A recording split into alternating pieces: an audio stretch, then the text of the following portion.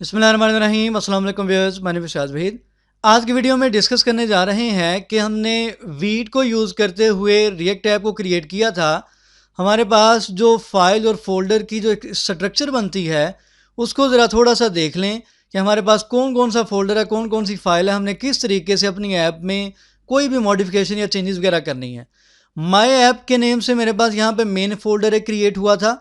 उसके अंदर मेरे पास सबसे पहले एक फ़ोल्डर आया था नोड अंडरस्कोर मॉड्यूल्स के नाम से। इस फोल्डर में बेसिकली हमारे पास जितने भी मॉड्यूल्स हमें रिक्वायर होते हैं वो सारे के सारे यहाँ पे ऑटोमेटिकली इंस्टॉल हो जाते हैं।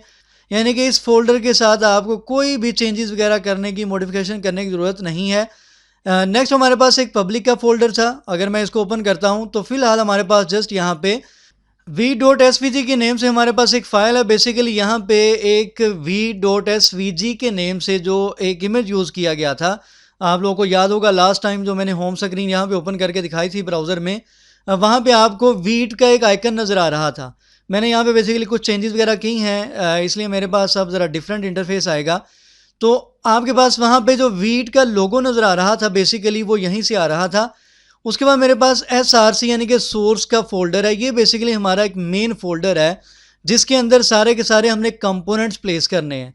आप यहाँ पे देख सकते हैं, सबसे पहले हमारे पास यहाँ पे app.css की फ़ाइल है, यानी कि जो CSS की पहले से ऐप क्रिएट करते हुए कुछ CSS राइट की है रिएक्ट की तरफ से, वो CSS की फ़ाइल आपको यहाँ पे मिल जाएगी।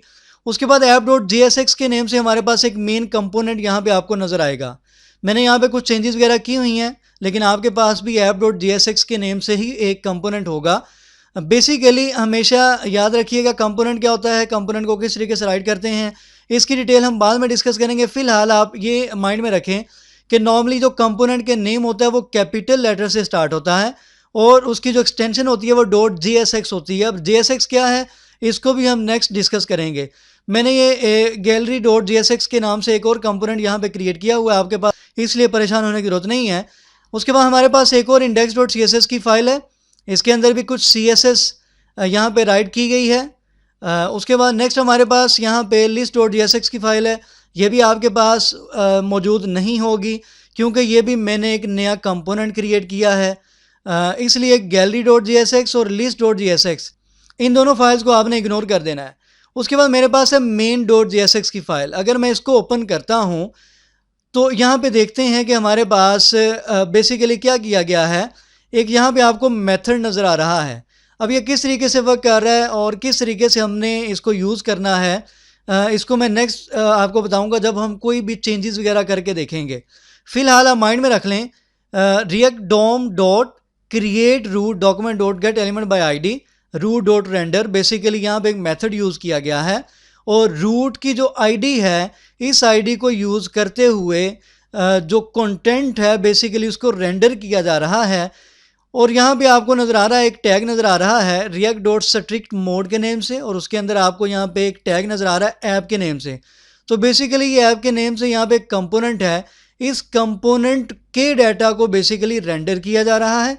रेंडर करने के बाद जो रूट की ID है उस ID पे बेसिकली इस कंटेंट को डिस्प्ले करवाया जाएगा आपके ब्राउज़र में। तो बेसिकली ये वाली जो फाइल है या ये वाला जो main.jsx के नेम से आपको यहाँ पे एक फ़ाइल नज़र आ रही है, कंपोनेंट नहीं है, एक फ़ाइल है। बेसिकली आप इसको ये कह सकते हैं, ये बेसिकली एक आपका एंट्री पॉइंट है। यहाँ पे आपने कंपोनेंट को राइट किया है। उसके बाद हमारे पास यहाँ पे एक और मेन फाइल है index.html। यहाँ पे अगर आते हैं तो यहाँ पे कुछ भी नहीं लिखा हुआ, जस्ट सिंपल डॉक टाइप है, HTML का टैग है, हेड है, मेटा लिंक, ये सारी चीज़ें आप लोग ऑलरेडी जानते हैं, मैं इसकी डिटेल में नहीं जाऊँगा। ये यहाँ पे हमें टाइटल नज़र आ रहा है और बॉडी में सिंपल एक डिव यूज़ की गई है, उस डिव पे एक ID यूज़ की गई रूट। बेसिकली क्या हो रहा है, ये जो आपने फाइल देखी है इस मेथड में बेसिकली रूट की ID पे कंटेंट को डिस्प्ले करवाया जाएगा आपके ब्राउज़र में। वो कंटेंट कहाँ से आएगा, वो ऐप के कंपोनेंट से बेसिकली कंटेंट नहीं आना है। ऐप का कंपोनेंट कौन सा है, वो ये वाला कंपोनेंट है। मैं यहाँ पे जो भी चेंजेस करूँगा ये चेंजेस सारी की सारी यानी कि ये वाला कंटेंट रेंडर किया जा रहा है। बेसिकली यहाँ पे रेंडर करने के बाद रूट की जो ID है, ये वाली जो फाइल है, इस ID पे बेसिकली डिव की फॉर्म में आपका कंटेंट डिस्प्ले करवाया जा रहा है ब्राउज़र में। उसके बाद आपको यहाँ पे एक स्क्रिप्ट नज़र आ रहा है, type is equal to module, source is equal to this. उसी मेन डॉट जेएसएक्स की जो फाइल है उसको यहाँ पे बेसिकली लिंक करवा दिया गया है। तो इस तरीके से आपकी ये सारी की सारी फाइल्स और फोल्डर आपस में वर्क कर रहे हैं।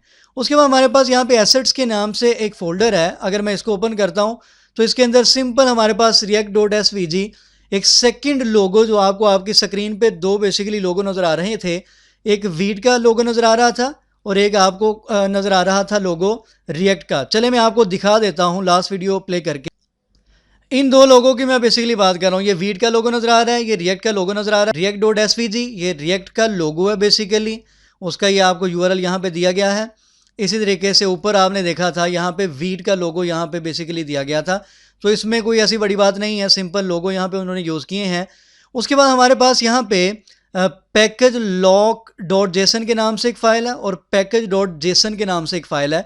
अगर मैं इसको ओपन करता हूँ तो बेसिकली यहाँ पे कुछ इन्फॉर्मेशन लिखी होती है आपकी एप्लीकेशन से रिलेटेड, लाइक मेरी एप्लीकेशन का नेम क्या है, उसके बाद वर्जन क्या है, टाइप क्या है, स्क्रिप्ट आप कौन कौन सा यूज़ कर रहे हैं, डिपेंडेंसी कौन कौन सी हैं, मतलब ये है कि आप कौन कौन सी थर्ड पार्टी की इंस्टॉलेशन करके जो पैकेजेस हैं उनको यूज़ कर रहे हैं। ये सारी की सारी इन्फॉर्मेशन पैकेज डॉट जेसन की फाइल में होती है। पैकेज लॉग डॉट जेसन की फाइल को ओपन किया जाए तो बेसिकली यहाँ पे भी जितनी भी आप डिपेंडेंसी यूज़ करते हैं वो सारी की सारी डिपेंडेंसी की बेसिकली इन्फॉर्मेशन आपके पास यहाँ पे होती है इन दो फाइल्स में। उसके बाद v.config.js की फाइल है। यहाँ पे कुछ भी नहीं है, सिंपल वीट से रिलेटेड कुछ कन्फिगरेशन की कुछ कमांड्स आपको यहाँ पे नजर आएंगी। इनके साथ आपका कोई कंसर्न नहीं है, इसलिए इसको भी छोड़ दें। ये वाली जो दो फाइल्स हैं इनको भी आपने कुछ नहीं करना। उसके बाद यहाँ पे गिट इग्नोर के नाम से एक फ़ाइल आपको नज़र आ रही है। ये हमारे पास जो गिट इग्नोर की फ़ाइल होती है बेसिकली मैंने लास्ट टाइम भी काफ़ी डिटेल में बताया था। अगर तो आप अपने प्रोजेक्ट को, अपने सोर्स को गिटहब वगैरह पे प्लेस करते हैं तो उससे रिलेटेड बेसिकली यहाँ पे कुछ चीज़ें ऐड करना होती हैं। फ़िलहाल हमारा इस फाइल के साथ भी कंसर्न नहीं है। अभी जो हमारा कंसर्न है वो सोर्स का जो फोल्डर है, इसके अंदर हम देखेंगे किस तरीके से कंपोनेंट को क्रिएट किया जाता है, कंपोनेंट में किस तरीके से मॉडिफिकेशंस करते हैं एंड सो ऑन। जितना भी काम करेंगे बेसिकली हम इसी फोल्डर में करेंगे। तो बेसिकली एक सिंपल सी स्ट्रक्चर है। अगर तो आप वीट को यूज़ करते हुए रिएक्ट की ऐप को क्रिएट करते हैं तो आपके सामने ये कुछ फाइल्स और फोल्डर इस तरीके से आते हैं। तो नेक्स्ट वर्किंग करने से पहले आपको इस चीज़ का आइडिया होना चाहिए कौन सी फाइल यहाँ पे कौन से मकसद के लिए है और कौन सा फोल्डर बेसिकली यहाँ पे किस लिए यूज़ कर रहे हैं। सेम इसी तरीके से जो आपने फोल्डर क्रिएट किया था जिसको बेसिकली आपने ओपन किया है, अगर उसको ओपन करें तो यही वाली फाइल्स और यही वाले फोल्डर आपको बेसिकली यहाँ पे VS कोड में नज़र आ रहे होते हैं। तो नेक्स्ट वीडियो में हम नेक्स्ट डिस्कस करेंगे कि next.js को यूज़ करते हुए हमने जो रिएक्ट ऐप क्रिएट की है उसकी जो बेसिकली फाइल स्ट्रक्चर है उसको थोड़ा सा ज़रा रिव्यू करेंगे। उसके बाद नेक्स्ट हम मूव करेंगे। दुआ में याद रखा करें और चैनल जिन्होंने सब्सक्राइब नहीं किया सब्सक्राइब करें। अल्लाह हाफ़िज़ नासिर।